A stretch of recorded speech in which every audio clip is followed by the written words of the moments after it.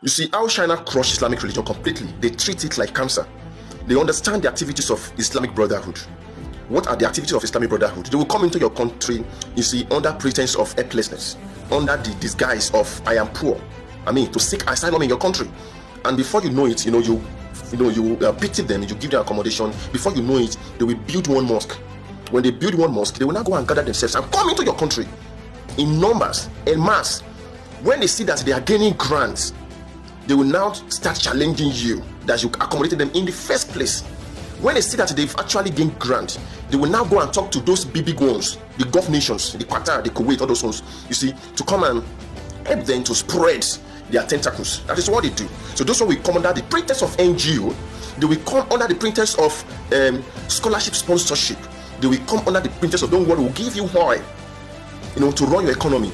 Before you know it, they will dominate and take over your government, take over your civilization. So China actually studied this very well and never give a fuck. They stopped them and they treated this religion ruthlessly. You will hear it from this guy. I have the video. So this is one thing the Western nations need to learn from China. I don't always agree with China because China is a communist country. It's a socialist country. And me, for one, I don't like communism. I don't like socialism. I prefer democracy. But the only language the Islamic Brotherhood understands is communism. Islamic Brotherhood does not understand democracy. What they are doing in the Western world right now is to thrive on the platform of democracy to fulfill their communism agenda. Imagine the emergence of Zohran Mamdani as New York mayor, challenging the audacity to challenge Donald Trump, that he will get Donald Trump and federal agents arrested if they come to the states. Do you think this guy can talk like that to Xi Jinping of China? They will cut off his head.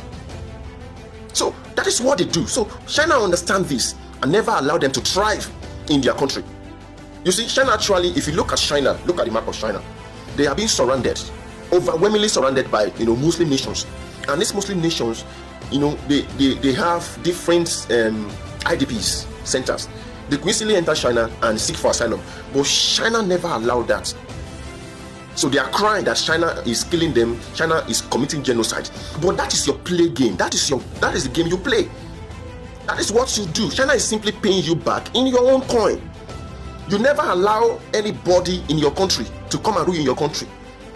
Like Saudi Arabia, for example, you never allow somebody to carry Bible. No church. You wouldn't allow the Catholic to organize mass. You are purely communism country. But yet you play a victim card when somebody is paying you back your coin. That is what they do. So I think the Western nations need to learn from China. And China also, if you look at it, they are somewhat disadvantaged because China doesn't really have oil. Most of their oil comes from Russia. They never, they never, because of oil, now compromise. No. But in the case of Western nations, they compromise because of cheap labor. They are looking for people that will do their work for them and pay them peanuts.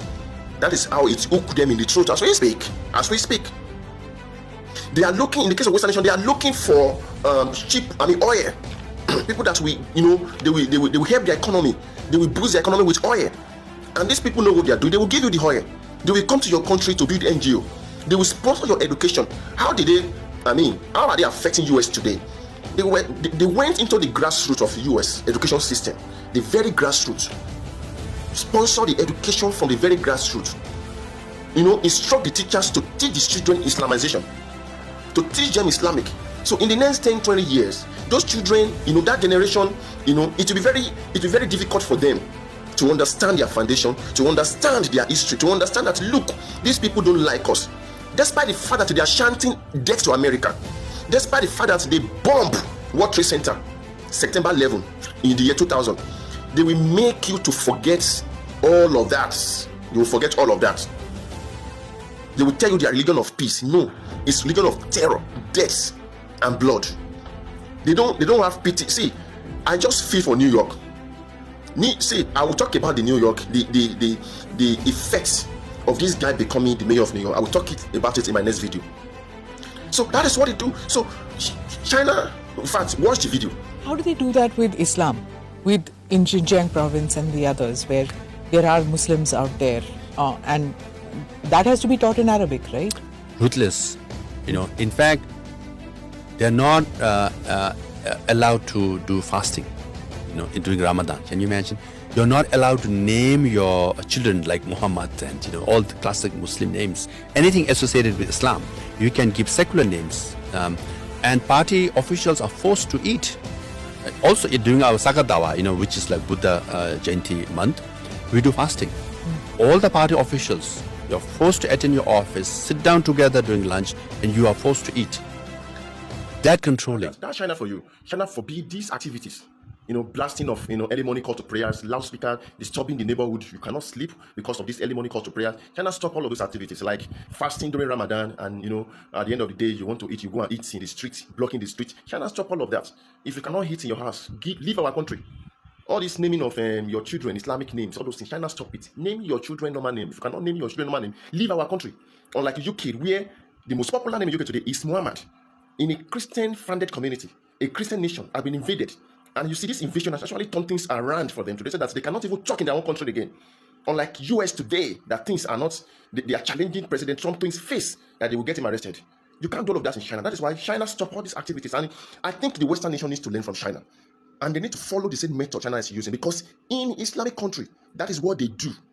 They play the same card with you. You cannot do all of those things in their country. If you try, they will kill you.